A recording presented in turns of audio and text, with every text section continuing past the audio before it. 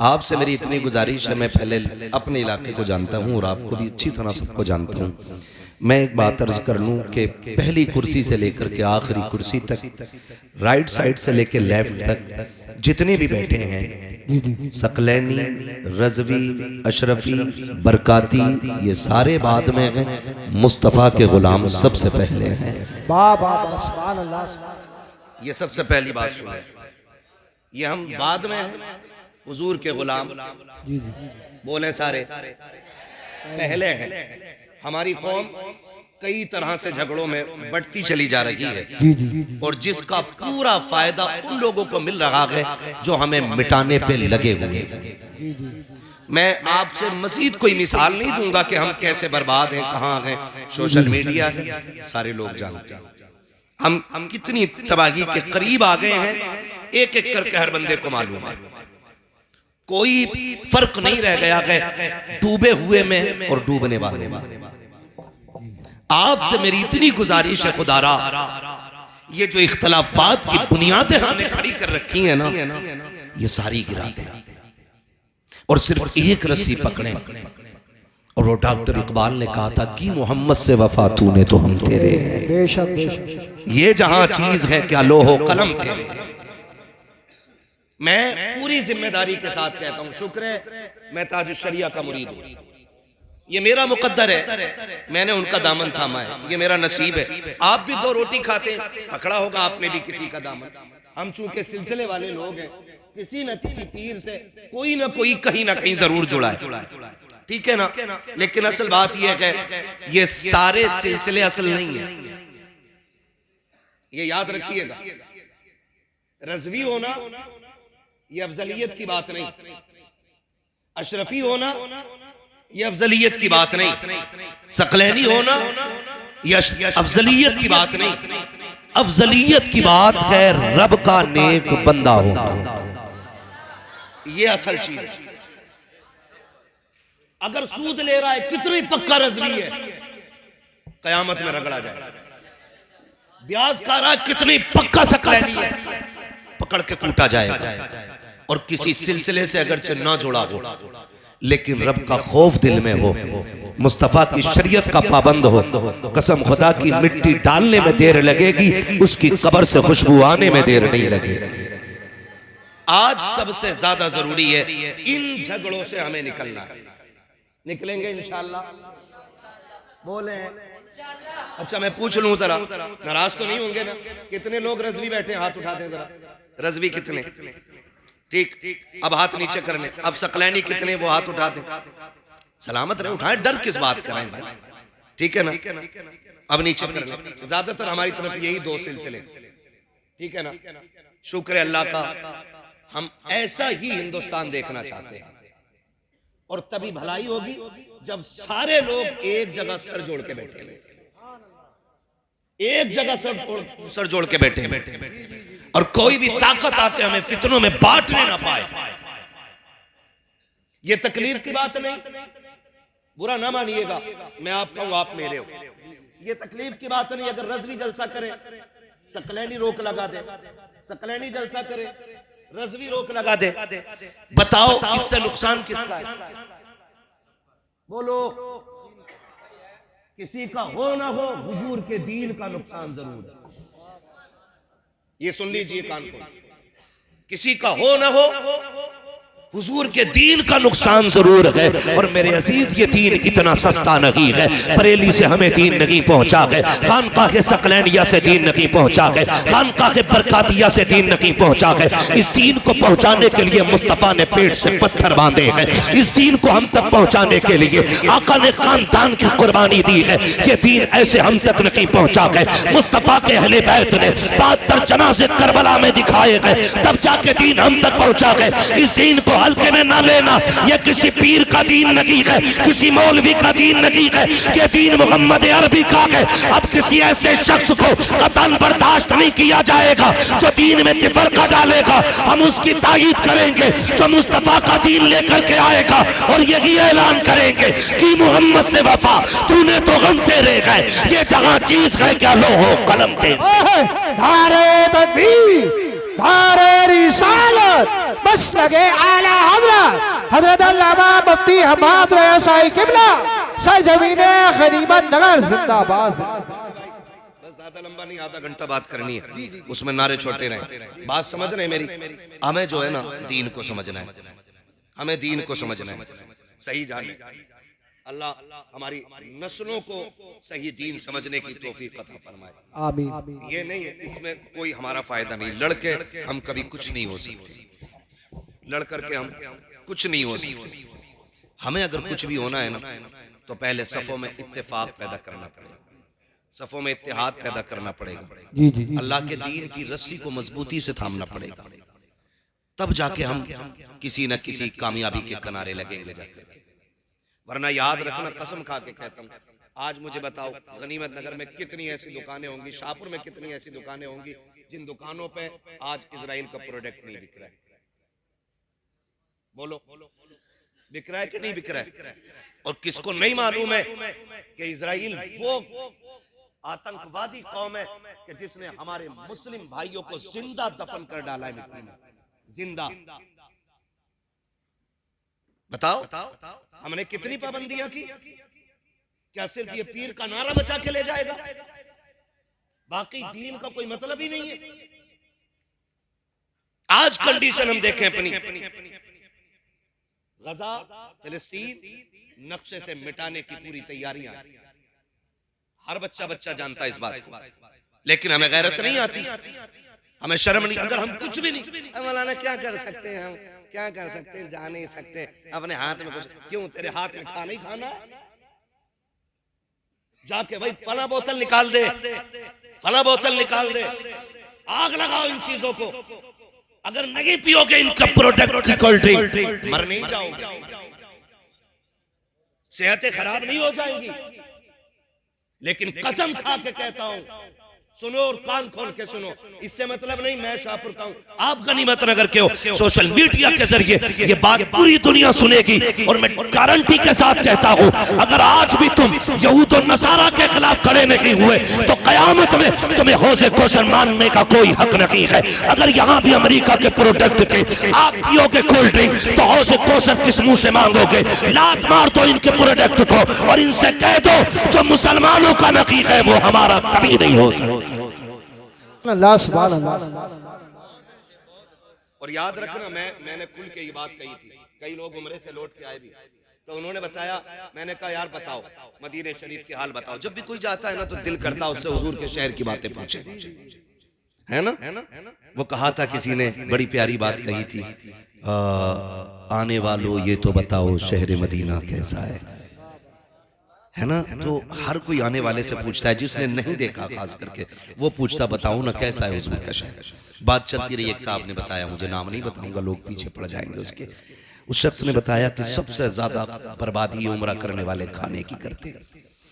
मुझे बैठे बैठे ख्याल आया, अगर हुजूर ने क़यामत में पूछ लिया कि तुम उम्रे के नाम पे मेरे शहर आए थे, तुमने लाखों का खाना बर्बाद किया था और मेरे गजा के अंदर मेरे चाहने वाले बगैर पानी के सहरी और इफ्तार कर रहे थे, तो बताओ ये उम्र मुंह पे नहीं मारे जाएंगे तो क्या बनेगा? हम कुछ नहीं कर सकते तो कम से कम बर्बादी ना करें, बर्बादी ना करें, और उन चीजों को बिल्कुल बैन कर दो जिस चीज का फायदा इजराइल को पहुंच रहा है। हम तो खुल के बात कर रहे हैं, खुल के बात कर रहे हैं। हैरत होती है, माफ कीजिएगा, अभी पीपलसाने में नुमाइश लगी थी, नुमाइश लगी थी ना, कुछ दी का नदी का उसका झूला तो है ना, बहुत दूर से दिखता था, अब भी चल रही है। और यहाँ पे ना वो एक दिन मैं निकल रहा था, जा रहा था ना, तो वो रक्शे से ऐलान करता फिर रहा था, खालिद भाई रक्शे से ऐलान कर रहा था। और अक्सर हमारा जलसे में निकलना इलाके में जब भी जाना होता मगरिब बाद या इशा के वक्त में होता है, तो मैंने देखा, टिर्री बोलते हैं क्या उसको, मेट्रो, चलो ई रिक्शा बोल रहे इंग्लिश में ना, ई रिक्शा, तो ये इसमें भर भर के जा रही हैं लड़कियां और औरतें। ये दिन देखने रह गए थे हमें। अगर अभी किसी मौलवी पे टिप्पणी करने की बात आए, हर चौक पे सबसे बड़ा जागिल खड़े होके ना सबसे बड़ी कमेंट करता है। वो लोग सबसे ज्यादा कमेंट करते हैं जिनसे अपने घर में मुस्तफा का कानून नाफिज नहीं हो रहा है। गलत नहीं कह रहा हूं, रो रहा था इन बातों पे। जहां हम कसरत से गए, हमें अपनी औकात मालूम नहीं है, और जहां हम गिनतियों में रह गए, उनसे पूछो इस्लाम पे अमल करना कितना मुश्किल हो गया है। अल्लामा तौसीफ साहब तकरीर कर रहे थे, संभलों में आजानों की आवाजें तक नहीं आती संभल में। ये कंडीशन हो गई हमारी, और हमें आ रही है आवाजें तो हम कदर नहीं कर रहे। जिनके माइक बंद हो गए वो तरस रहे, और जहां आवाजें आ रही है वो कह रहे हैं पता नहीं हर वक्त माइक पे ही बैठे रहे क्या। ये कंडीशन हमारी है। रक्शे भर भर के ई रिक्शा में औरतें जा रही थी। मैं पूछना चाहता हूँ, जरा दिल पे हाथ रख के बताओ, मेरी बहन बेटियों से जाके पूछो, और मैं आपसे भी पूछना चाहता हूँ, ये जिंदगी कितने दिन की है? 60 साल, 70 साल, 80 साल, 100 साल, 150 साल, 200 साल, बस अगर 1000 भी हो जाए तो आखिर एक दिन मौत आनी है। ऐसा कोई बंदा नहीं जो ये कह सके मौलवी मुझे नहीं मरना है, मरना सभी को है। तो फिर तैयारी कितनी कर रखी है? हाँ हाँ, ये तो जरूर देखा जाता है कि कौन कौन जनाजे में नहीं आया है, मिट्टी किसने दी है, ये पहले देखा जाता है। ये नहीं देखा जाता है कि ये जो कब्रिस्तान जा रहा है इसकी जिंदगी कैसी गुजरी है। हाथ जोड़ के कहना चाहता हूँ, खुदारा अपने घरों के माहौल बेहतर कर लो। पिपलसाने की नुमाइश हो, या अपने गनीमत नगर का मेला हो, या शाहपुर में लगने वाला ईद का मेला हो, बहन बेटियों से जाके कह दो, तुम्हें जो रब ने निकाब दिया था ये सिर्फ पोशाक के तौर पे नहीं, सिर्फ लिबास के तौर पे नहीं, बल्कि हया के लिए पहनाया गया था। इसलिए पहनाया गया था ताकि गैर महरम की नजर तेरे वजूद पे न पड़ सके। इसलिए तुझे नकाब दिया गया था ताकि कोई बेगैरत तेरे गैरत वाले वजूद को न देख सके। जाओ जाके बहन बेटियों से कह दो, खुदा के वास्ते ये जो ई रिक्शे में भर भर के बाजारों में जाने वाली बेटियां हैं और मेलों में जाने वाली बेटियों, तुम्हें तारीख याद ना हो तो बता दो, अभी अभी किसी ने फिलिस्तीन की बेटी का इंटरव्यू लिया, उससे कहा नकाब कब तक पहनती हो? उसने कहा हम जागते हैं तब भी नकाब पहनते हैं, और सोते हैं तब भी नकाब पहन के सोचे हैं। उस इंटरव्यू वाले ने पूछा था सोते वक्त क्या जरूरत है? उस बेटी ने ये कहा था ये भी तो हो सकता है कि कोई बम आके हमारी इमारत पे गिरे और वो हमारे ऊपर गिर जाए, हम उसके नीचे दबके रह जाएं, और कोई हमारी लाशें ढूंढने के लिए आए। हम नकाब इसलिए पहनते हैं अगर हमारे जनाजे भी उठे तो बेपर्दा नहीं होने चाहिए, नकाब में छुपे हुए हमारे जनाजे होने चाहिए। बाबा धारे तकबीर, धारे रिसालत, बस लगे आला हजरत जिंदाबाद जिंदाबाद। ये फिलिस्तीन की हया है। माए ऐसी है तो अल्लाह ने शहीद होने वाले बेटे पैदा किए। बाबा सुभान अल्लाह सुभान। गलत नहीं कह रहा हूं, माए अच्छी होती है ना तो फिर औलाद भी अच्छी होती है। मैं बात अक्सर कहता हूँ, फसल जमीन अच्छी हो तो फसल अच्छी होती है, माए अच्छी हो तो नस्ल अच्छी होती है। मर्दों से ज्यादा औरतों का दुरुस्त होना जरूरी है। अगर इसको सही से दरसगाही तौर पे समझना तो कभी सामने बैठ के बात हो सकती है। बस मैं इतना बता दूं, बहन बेटियों को आप समझाओ और कंट्रोल करो। ये सारे मेले हमारे इलाकों में क्यों लगते हैं? मुसलमानों में क्यों लगते हैं? सही बता दें, हम लोग निकलते हैं ना रात में, अगर किसी गांव के अंदर 11 बजे भी चौक में बच्चा बैठा है ना, हम समझ जाते हैं ये गांव मुसलमानों का है। इतनी लापरवाह नस्ल सिर्फ मुसलमानों की हो सकती है जो 11 बजे तक चौक में बैठी रहे। आप गैरों को देखो ना, कब तक ये रोना रोगे, मुसलमान थे इसलिए नौकरी नहीं लगी, मुसलमान थे इसलिए थोड़ी नहीं लगी, हाई स्कूल नकल करके पास हुए थे इसलिए इंटरव्यू में उठा के भगा। अल्लामा तौसीफ साहब ने गलत बात, बहुत अच्छी बात कही, गलत नहीं कहा था। हमारे स्कूल, हमारे इलाके में एक भी स्कूल ऐसा नहीं है जो हमारे बच्चों को कामयाब बना सके। गलत नहीं कह रहा हूं। हाई स्कूल का पेपर अब है, बस सेटिंग कर लेता है, मास्टर साहब नकल हो जाएगी, हो तो जाएगी, 3000 लगेंगे, दे दिए कट से उठा के। ये 3000 आपके बच्चों को पास करा सकते लेकिन कामयाब नहीं बना सकते। इंटरव्यू होता है भाई, वहां वहां वहां नकल नहीं चलने वाली है, वहां काबिलियत काम आती है, काबिलियत। और हमने ध्यान ही नहीं दिया। हम तो सारे मुखिया, सारे प्रधान, सारे ठेकेदार, सारे जमींदार हम ही हैं। जिसके पास 12 बीघे जमीन है, अरे क्या करेंगे अल्लाह को बढ़ा के, है ना, वो कोना जोतता रहेगा। इस कोने के जोतने में जिंदगियां तबाह कर दी। कोने से झगड़े शुरू होते हैं, मेड़ काट रहा, वहीं से कुरेद कुरेद के। एक साहब तो बता रहे थे 4-5 दिन हो गए, कहने लगे मौलाना पता नहीं काटे कैसे मेड़ है, दिखती भी नहीं है, पानी दे में फट से मेड़ गिर जा। तो मैंने कहा मुझसे ऐसे पूछ लिया जैसे मैंने सिखाई हो। ये भी हुनर है। तो पता नहीं भाई, निकलो इन चीजों से। बेईमानी से कभी बरकत, बोले बेईमानी से बरकत, नियत खराब करने से बरकत। बरकत तब होती है जब खुदा देता है। अल्लाह से मांग, लेकिन आदत ही खत्म हो गई अल्लाह से मांगने की, है ना। अगर काम पड़ जाए 10,000 का तो कहीं ना मिले तो कह रहा चलो ब्याज पे उठा लूंगा, ब्याज पे ले लिए। कुछ नहीं तो बनिए के पास चीज रखी है, उससे पैसे लिए।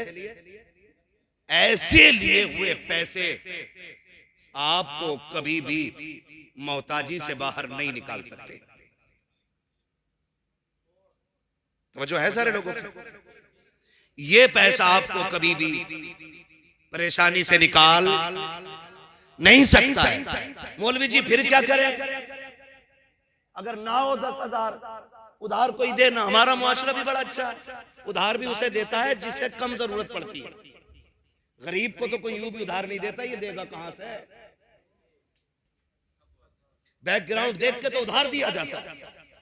डॉक्टर साहब पैसे वाले आदमी 50,000 ले जाओ। गरीब बंदा मांग ले किसी से तो 5,000 नहीं दे सकता, कह रहा देगा कहां से भाई तू? आपको एक बात बता दूं, कभी भी फैसले जरूरी नहीं है कि यहां से किए जाने वाले कामयाब होते हैं। कभी फैसले यहां से भी किया करो। जो अमीर है जिसे सब दे सकते हैं उसे तो सब दे सकते हैं ना। कभी तुम उसे उधार दिया करो जिसे कोई उधार न देता, उसे दो। ये बताओ हमें तुम्हें रोजी कौन देता है? सारे बोले, कम क्यों बोल रहे हैं भाई? जो सकलैनियों का अल्लाह वही रज़वियों का अल्लाह है, वही बरकातियों का, वही चिश्तियों का है, सभी का एक रब है ना। रोजी कौन देता है? बिना माइक के भी आवाज पहुंचा सकता हूं वहां तक। हाँ, पुल आज बना है ढेला का, लेकिन यहाँ की मिट्टी में दम बहुत पुराना है। जी जी जी, है ना तवज्जो सारे लोगों की। रोजी कौन देता है? अल्लाह। जो अमीर का रब है वही अल्लाह, वही जो अमीर का रब है वही गरीब का गरीब का रब है। तो अगर रब तुझे देने वाला बना सकता है तो फिर जो गरीब तुझसे उधार लेने आया है इसे देने के लायक क्यों नहीं बना सकता? जी जी जी, या तो तेरा अकीदा पक्का नहीं और या तेरी नीयत अच्छी नहीं। सीधी बात तो ये, अगर नीयत पक्की है और अकीदा मजबूत है तो फिर रब की जात पे भरोसा सारों को रखना चाहिए। जी जी, कभी उसे भी दिया करो जिसे कोई नहीं देता। कई बार कहते मौलाना दुआएं बड़ी मांगी है कबूल नहीं होती है, कबूल नहीं होती है। भाई जब तक रोए ना तो माँ बच्चे को दूध नहीं पिलाती है। कभी तू भी तो रो के रब से मांग, देख के झोली कैसे खाली आती है। आदत ही नहीं रही। हम उस इलाके में रहते हैं जिसमें हर घर में एक नेता मौजूद है। बुरा मत मानिए, ये सिर्फ गनीमत नगर की नहीं है, शाहपुर की भी कहानी। हाँ, हर घर में नेता मौजूद है। थप्पड़ लग गया, लड़ाई हो गई, अरे चल अभी चलता हूँ 2 मिनट में FIR करा देता हूँ। वो कहता दूसरा चल मैं तुझे लेके चल रहा हूँ। ठीक है ना, हम लड़ाने के लिए निपटाने का कोई नेता हमारे पास नहीं। ये सुन लो कान खोल के। हम ज्यादातर जो इतराते हैं ना बस इसी चीज पे, भैया की अच्छी चलती है थाने में, और फूफा को भी जाना है थाने वाले, चचा की भी हमारे जाने, हमें सब पता है। ये बस इनकी रसाई जो है ना दलालो टाइप की है। बस पैसा दो तुम्हारा काम होगा, नहीं दो तो तुम्हारा भी नहीं होगा। हमें लूटने के तरीके हैं ये सारे। तो ये जो भरोसा हमने किया है ना, इससे हमें निकलना पड़ेगा। मुश्किल आ जाए, अरे डॉक्टर साहब के पैसे हैं तो उनसे मांग लेंगे। इत्तेफाक ये हुआ कितने भी बड़ा पैसे वाला है आपके पास नहीं होती। कभी कभी किसी की भी जेब खाली हो जाती, गए उस पे भी नहीं मिले। क्यों नहीं मिले? आप खाली क्यों रह गए? क्योंकि आपने भरोसा गलत किया। आप तो ये कहते इंतजाम मेरा रब करा देगा, फिर 1000 पैसों वाले को रब तेरी बारगाह में खड़ा कर देता। लेकिन यकीन पक्का नहीं। ये सबसे बड़ी कमी हमारे अंदर। एतकाद मजबूत करें और अल्लाह से मांगे, खुदा सब कुछ देगा। तो ये जो हमारे कदम उठ जाते हैं ना जरा सी खुशियों के लिए, पहली बात तो ये कि जरूरतों को ऐसा कर लें कि जो काम हम 50 रुपए में करना चाहते हैं उसी काम को हम 5 में भी कर लें और हमारी शान हेटी ना हो। मिसाल दूं, मेरा मन है कि मैं भाई 5,000 रुपए मीटर का कपड़ा पहनूं, लेकिन आज नहीं है, तो फिर मेरी तबीयत ऐसी होनी चाहिए कि 30 रुपए मीटर का पहनते वक्त भी मुझे तकलीफ नहीं होनी चाहिए। जी जी, ये मिजाज बना।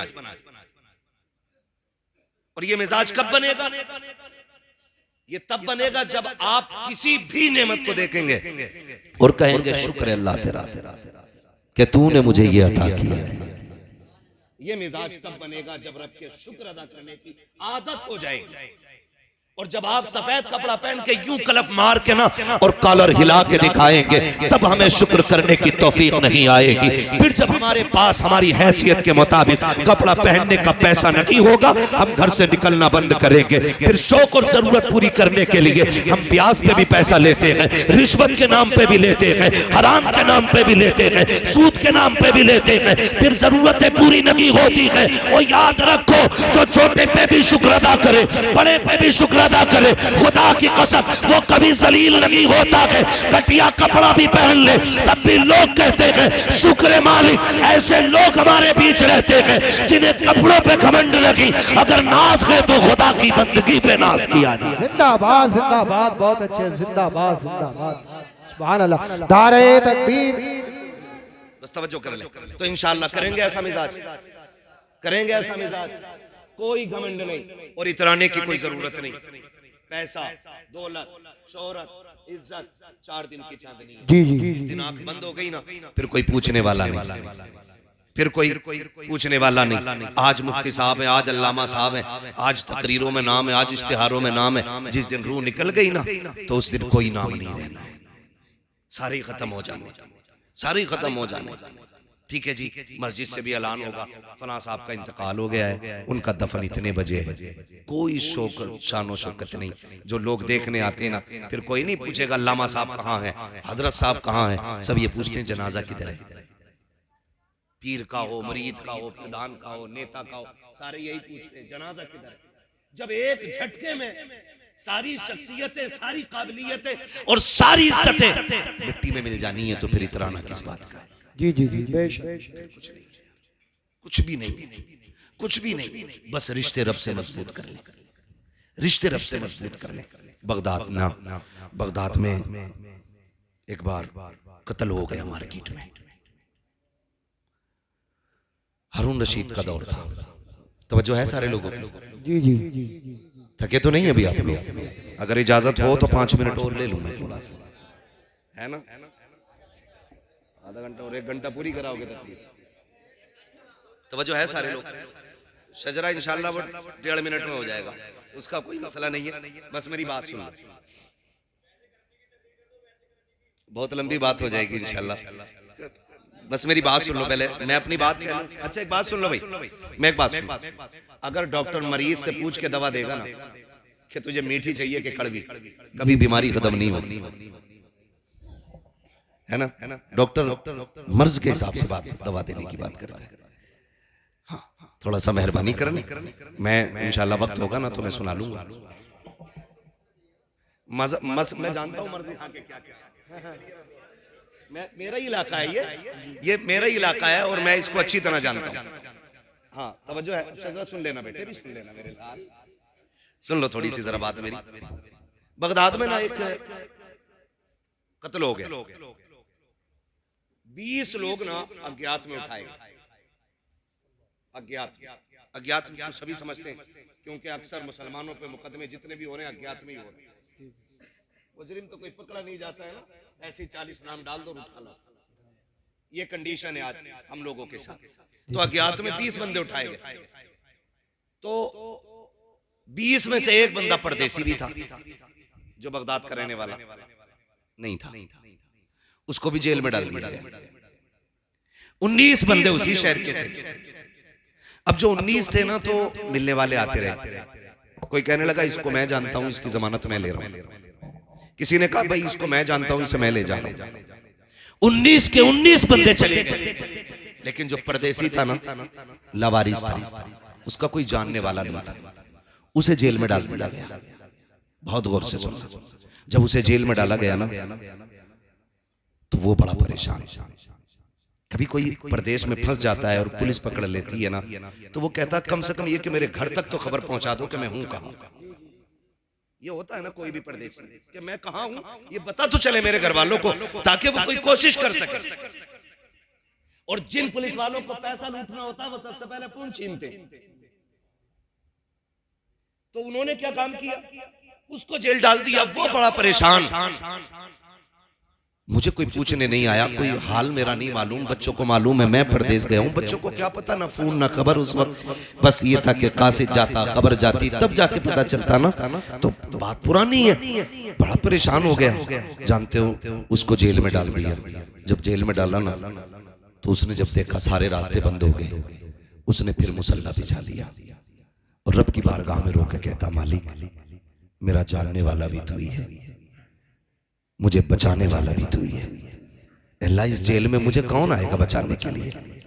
अल्लाह जिनके जानने वाले थे उन्हें बचा के ले गए, जिनके सिफारिशी थे उन्हें लेके चले गए। मालिक मैं परदेसी हूं, तू जानता है मैंने कसूर नहीं किया है, मैंने कोई कत्ल नहीं किया। ए मेरे परवरदिगार रास्ता आसान फरमा दे। जब इसने रो के सजदे में इतनी बात कही है, इधर बादशाह बिस्तर पे सोया हुआ है, ख्वाब आता है, उठ बिस्तर से, कहा हुक्म क्या है? कहा तेरी जेल में मेरा बंदा बेकसूर बंद है, उसे जाके आजाद कर। उठा बादशाह बिस्तर से दौड़ करके आया, आकर के तलाश कर रहा है, सारे खाने बंद हैं, कहीं से किसी की आवाज नहीं आ रही है। एक खाने के अंदर गया, अंधेरा था, कान लगा के सुना, उसके अंदर कोई रो के कह रहा था, मालिक मेरा सिफारिशी भी तू है, मेरा जमानती भी तू है, मेरे गवाही देने वाला भी तू है, मालिक मेरी सफाई को जानता भी तू है, मैं बेकसूर हूँ, इसकी सबसे बड़ी दलील भी तू है। जैसी उसने रो के कहा है, बादशाह ने कंधे पे हाथ रख के कहा, चल यार तेरी गवाही मिल गई है। हाथ पकड़ के बादशाह लेकर के चला गया। अगले दिन तैयार किया, महल लगाया गया, करवट में कुर्सी लगाई, उसको बैठाया और कहा बादशाह ने, ओ महल वालों, आज तक तुमने दौलत वाले देखे होंगे, पैसे वाले देखे होंगे, शानो शौकत वाले देखे होंगे, आज उससे मुलाकात करो जिसकी सफाई की गवाही सिर्फ खुदा ने खुद अता फरमाई है। ये वो है जिसके बेगुनाह होने का ऐलान खुदा ने खुद मुझसे मेरे ख्वाब में करे। बाबा नारे तकबीर, नारे रिसालत, बस लगे आला हजरत हजरत अल्लामा मुफ्ती हम्माद रसाई किबला मुरादाबादी जिंदाबाद जिंदाबाद। निकले, भरोसा सिर्फ अल्लाह की जात पे करें। किस पे करना है? अल्लाह की जात पे। और नहीं मिलता ना, फिर हुजूर का वसीला दे के मांगो ना। आला हज़रत क्या कहते हैं?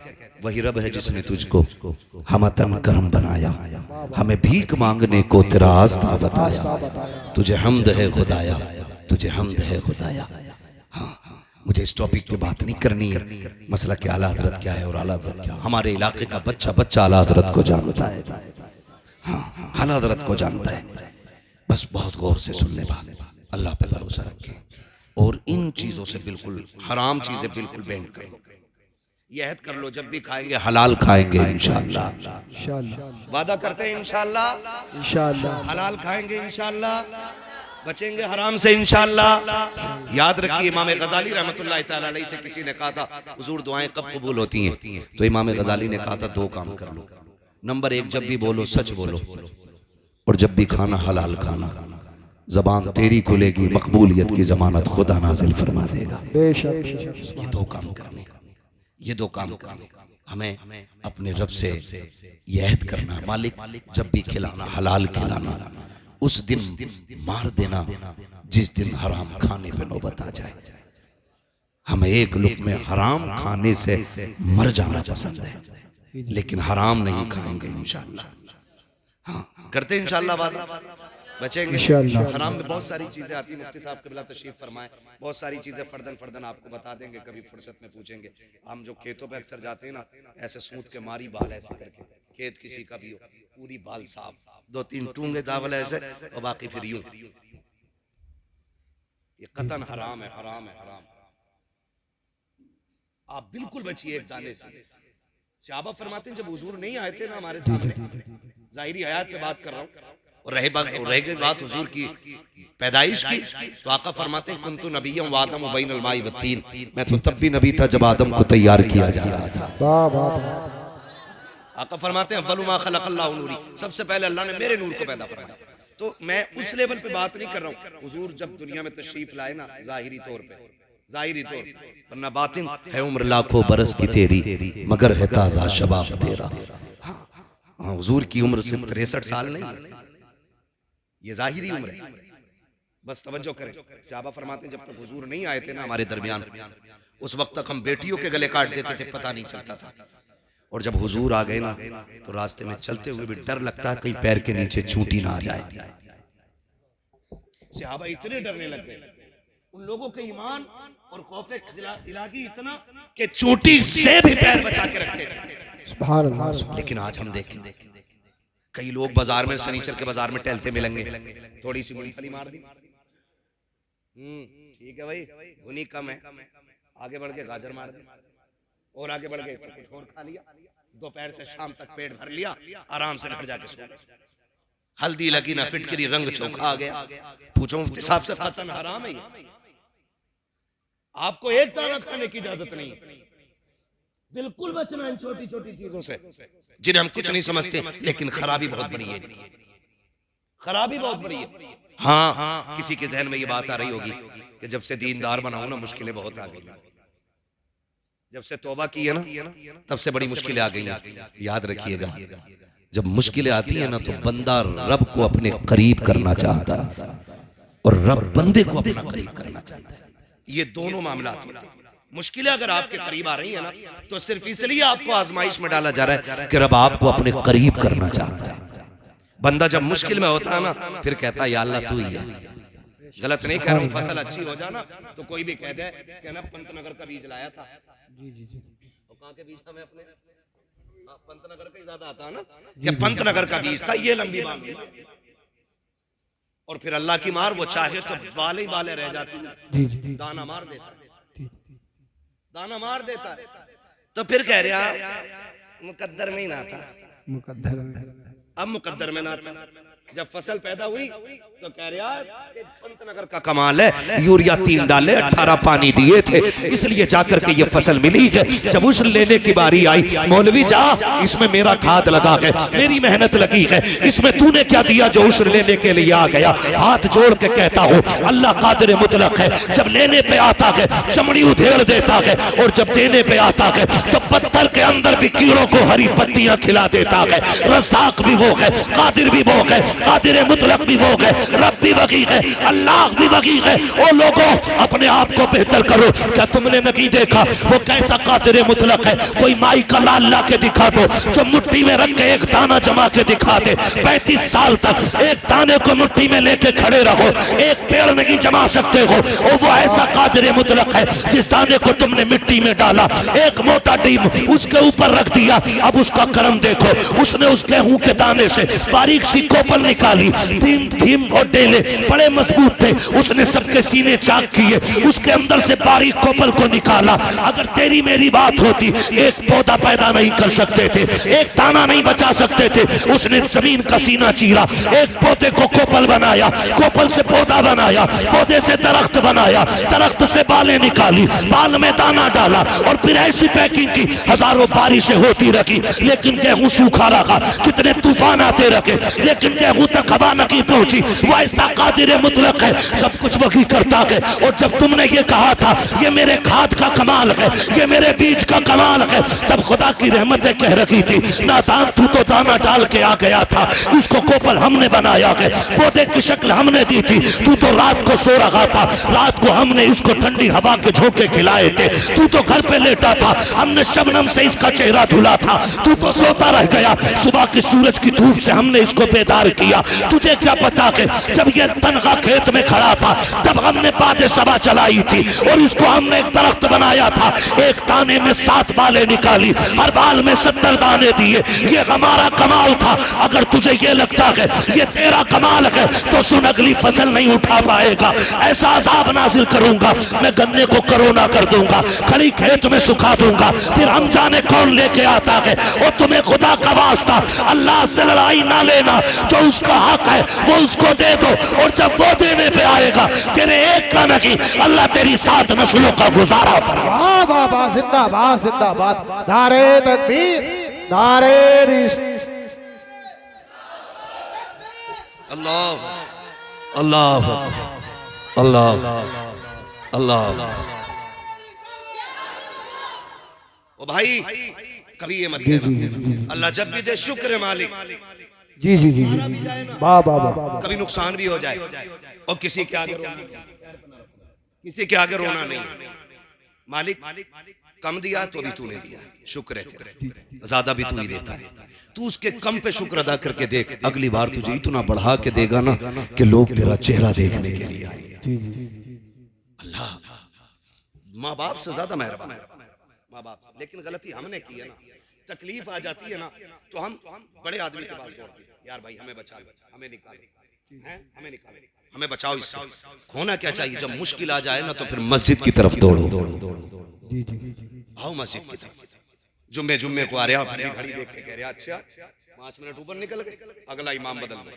जी जी भाई यही कंडीशन है हमारी, यही कंडीशन है। दुआए कुनूत सुन लो तो पूछा दुआए कुनूत होवे क्या?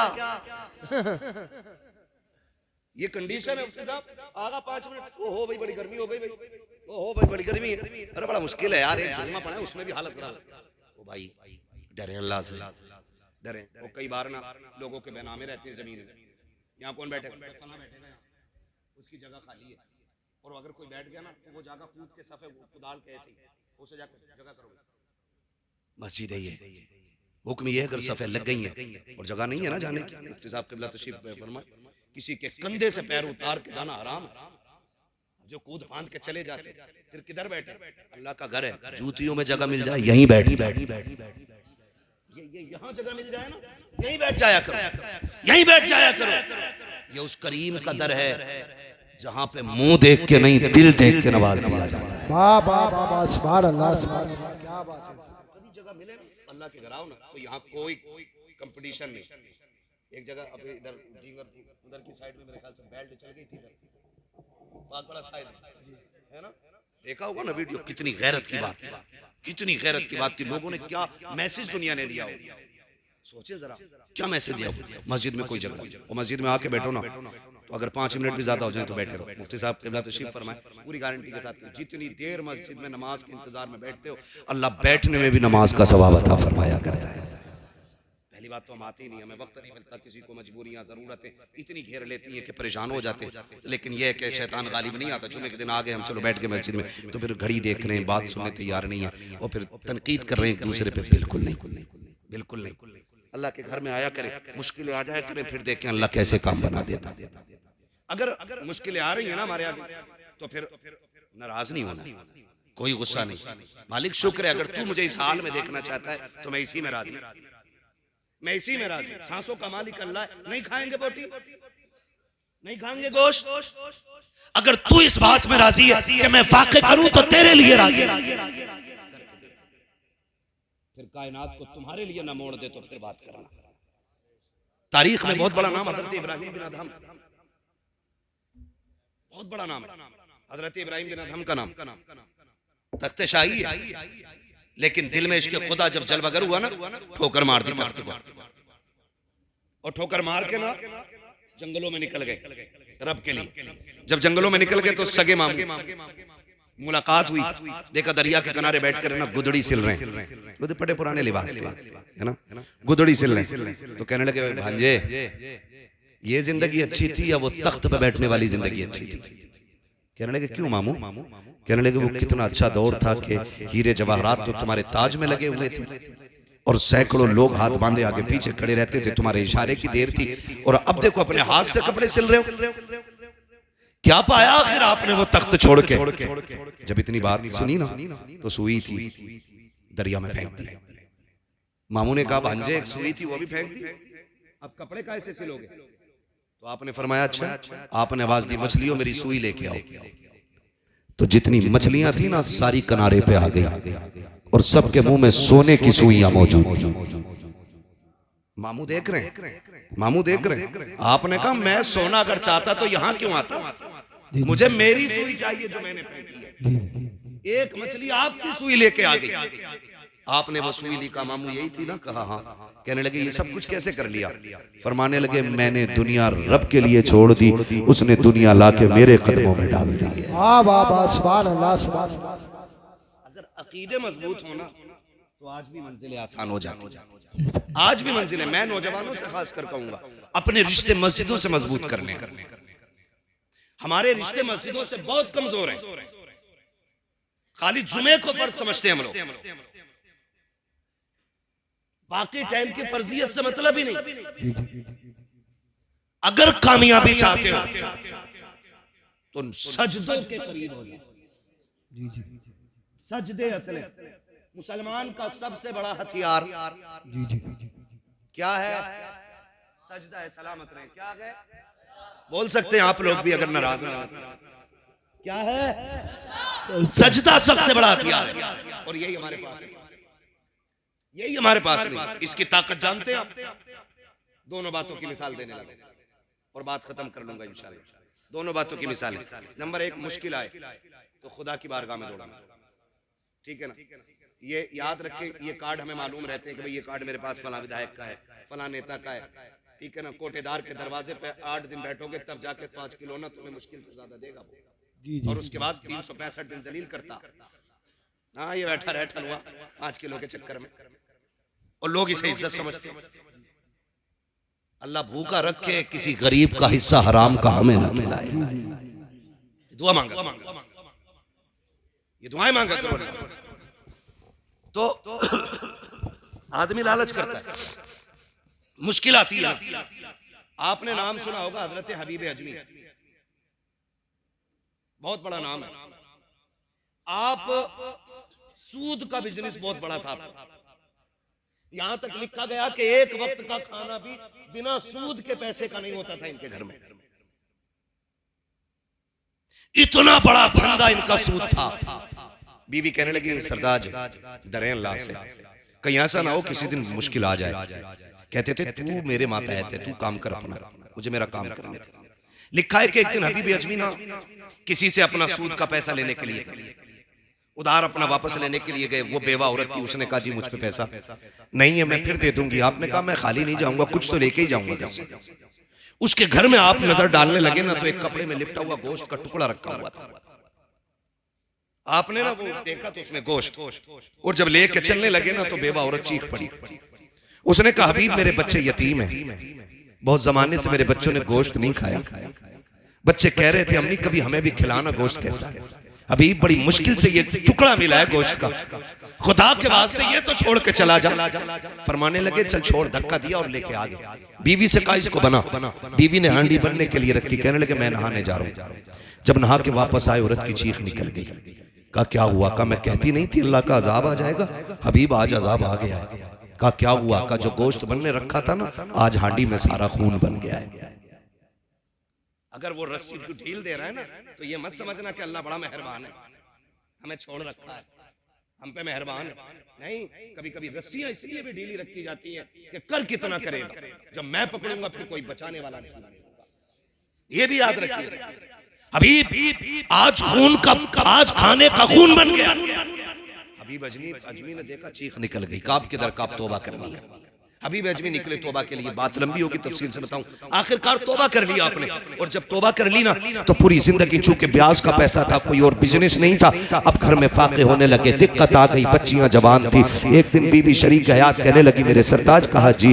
का बात यह है कई दिन का फाका हो गया है, बच्चियां जवान है, किया जाए, बच्चियों की भूख नहीं देखी जाती है। कहा फिर कहा जाके कोई मजदूरी तो कर लो। हबीब कहते हैं कौन मुझे काम देगा? देख मेरे बाल सफेद हो गए, कमर झुक गई है, कौन मुझे काम के लिए रखेगा? का निकलना रब का नाम लेके, जब निकलेगा कोई ना कोई रब इंतजाम कर देगा। हबीब अजनी ने घर से थैला लिया और मंडी की तरफ जाने लगे जहां मजदूर खड़े होते थे। और जब मंडी की तरफ जाने लगे घर से निकले, बीवी ने कहा हबीब ठहरो तो सही। बीवी ने कहा ठहरिए। कहा अब क्या बात है? उसने कहा इय्याका वल हराम, खबरदार खाली लौट आना, लेकिन हराम का मिले तो आज भी लुकमा ना लेके आना। हम और बच्चों को 1-2 दिन फाके से पाल लेंगे, लेकिन हराम का एक लुकमा मत लेके आना। इतना सुना हबीब आंखों में आंसू लेके मंडी में आ गए। आके मंडी में खड़े हो जाते हैं। लोग आए, सबने ताकतवर जवान जवान मजदूरों को लिया, लेके जाने लगे। हबीब आगे बढ़े, कोई मुझे क्यों नहीं लेके जा रहा है? आप कहते मुझे भी ले चलो। एक नौजवान ने कहा बड़े मियाँ क्या करोगे तुम, तुम्हारी उम्र तो देखो और फिर काम देखो,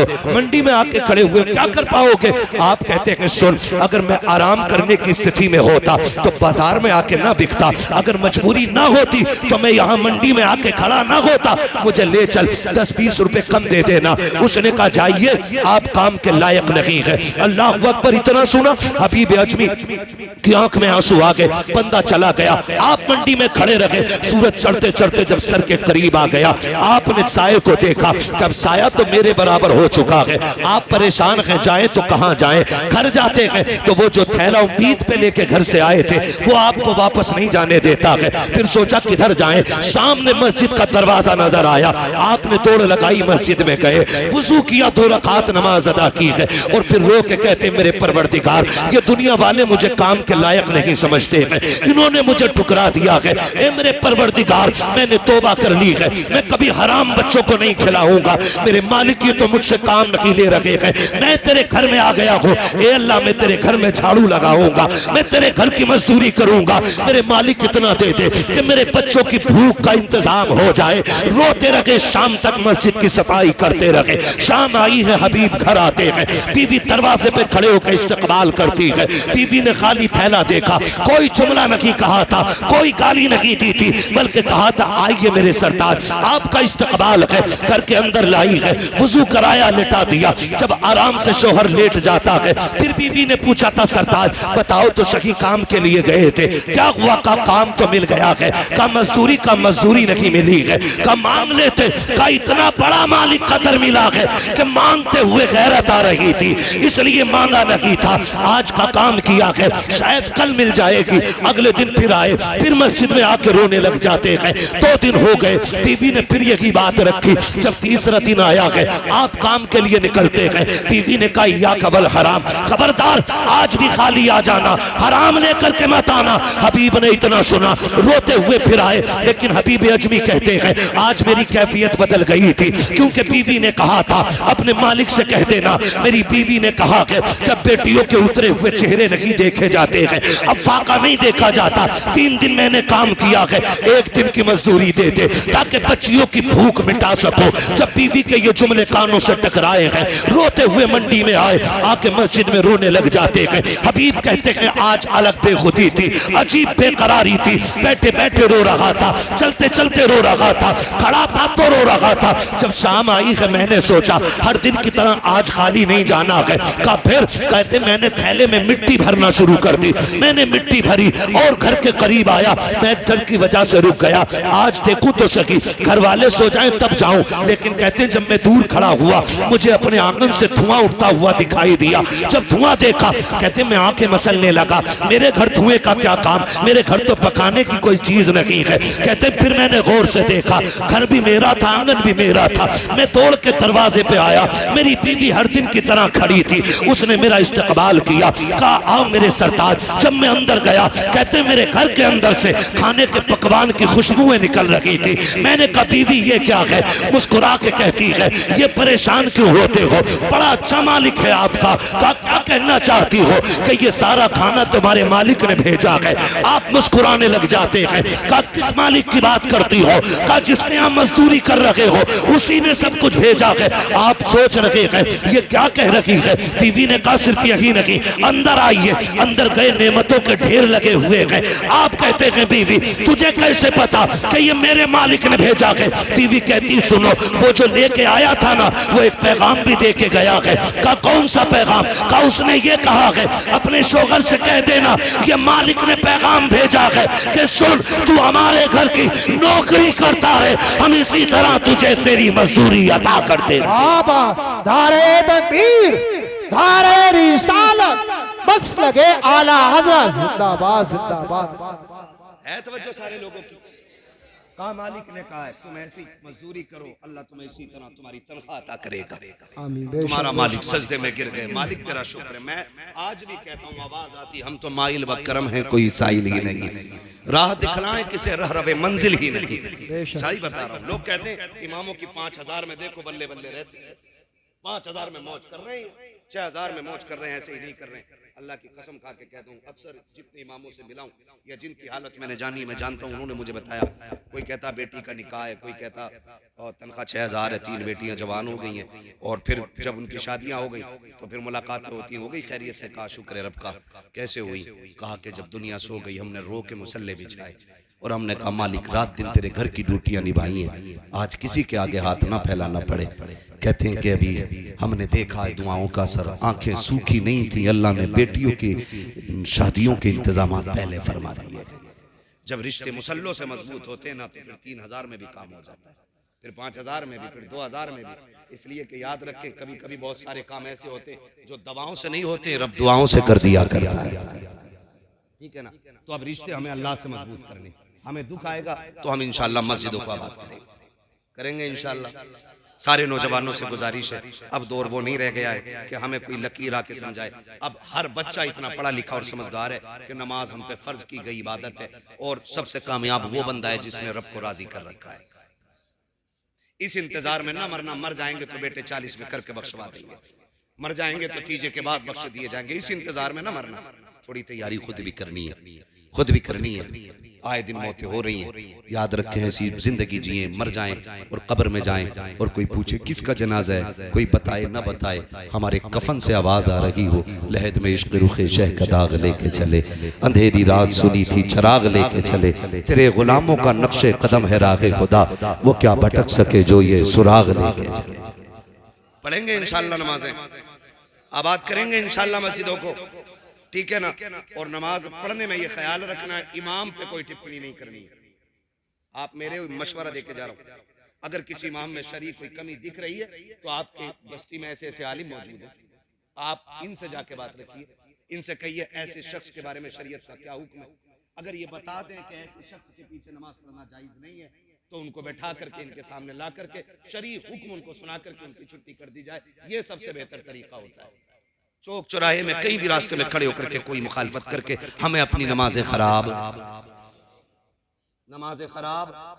नहीं करनी है। कितनी कबूल होती है कितनी नहीं है तो अल्लाह ही जानता है, जो हो गई है उन्हें भी खराब ना करें। इसलिए अपने बारे में सोचें हमें क्या करना है।